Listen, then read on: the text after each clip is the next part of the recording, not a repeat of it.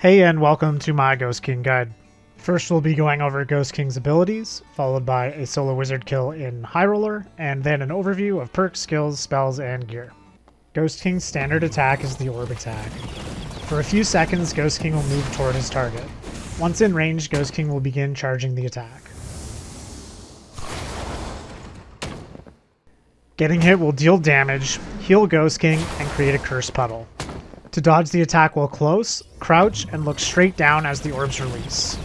From far, there will be gaps between the orbs you can strafe through. The attack's recovery window provides an opportunity to either melee or heal.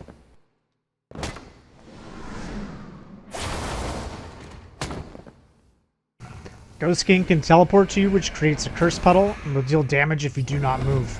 With very high move speed, you can move through Ghost King, otherwise you must move opposite or perpendicular to his start position. Make sure you move far enough away from Ghost King's destination. This allows you time to use the ranged attack and also ensures you can melee without standing in a puddle. During Ghost King's Eat attack, he will deploy a massive shield and chase a player for about 10 seconds. If Ghost King reaches a player, they will be rooted and dealt damage over time for about 15 seconds. You can use bandages throughout the route to survive the attack. Make sure you sheath your weapon to give you the biggest chance to survive. You can listen for the sound effect to go silent to know when the chase will end soon.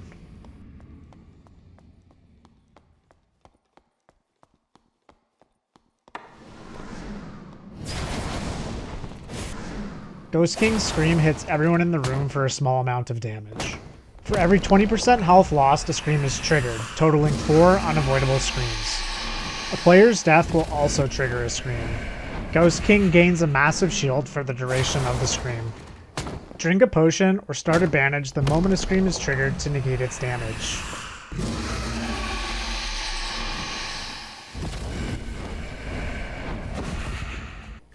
Ghost King's Curse is a stacking debuff which slows the player and amplifies damage taken. The curse is applied while standing in a curse puddle or whenever Ghost King deals damage to you.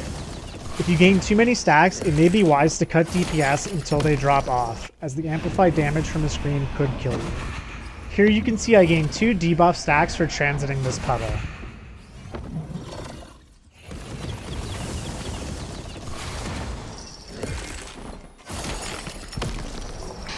Ghost King's final and most deadly attack is his Slam. Periodically throughout the fight, Ghost King will teleport to the center, rise to the ceiling, and spawn 3 death skulls. After a brief moment, Ghost King will slam the ground and deal massive damage to anyone who doesn't jump. The cue to jump is when Ghost King slightly elevates or hops from his hovering position. Respect the cue, as attempting to time the jump will get you killed.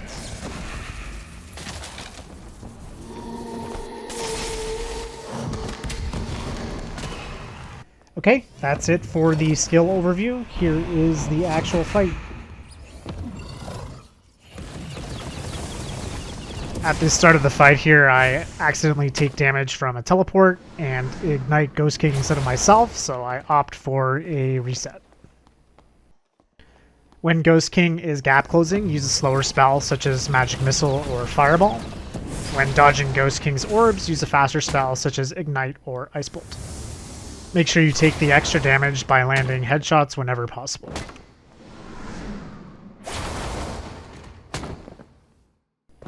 If you're quick enough with your heal after his scream, you can sneak in a damaging spell. He rolls a teleport, so we have to cancel it. We kite away to give us space to cast. Here we bandage because our health pot is still rolling from the first scream.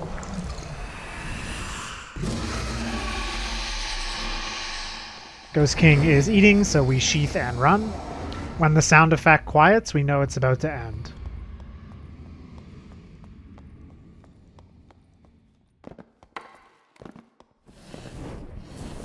The second melee swing here is a misplay, as a teleport would cause us to take damage.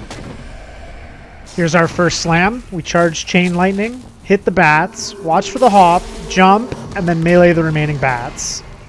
The bats are definitely the hardest part of the fight, as they can 3-shot you, and your window to deal with them is very small. If you fail, either pull out your spellbook to zap them, or invis with your magic staff for a reset. Being at the edge of the room for the slam is important because if you're too close to the center, the bats will immediately charge you.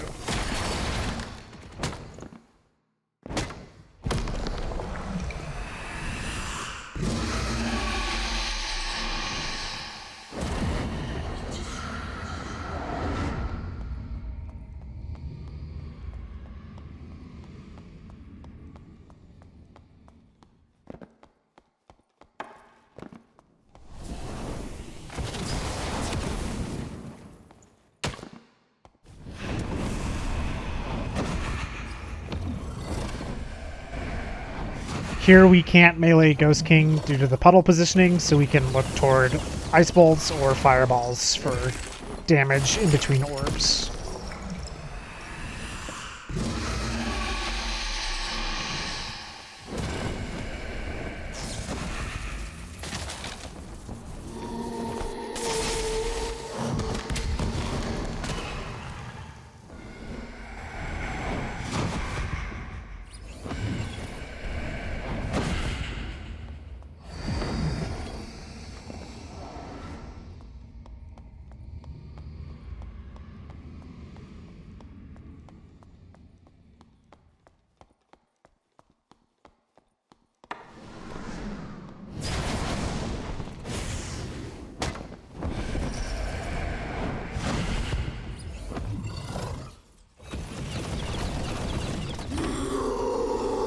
So yeah, there you have it. A very clean fight, except for the reset right at the very start.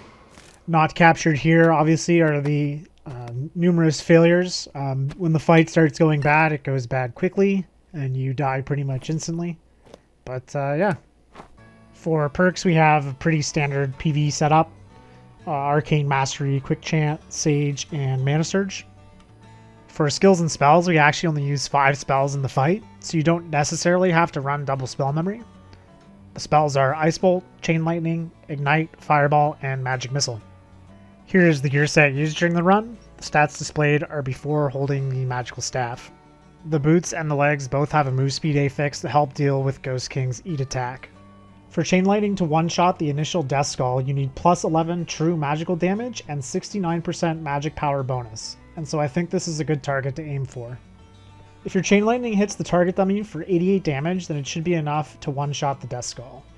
As well, Nightmare Death Skulls have the same HP as Elite Spider Mummies, so you can test to see if your Chain Lightning one-shots an Elite Spider Mummy. This concludes the guide. Thanks for watching and good luck in the dungeon.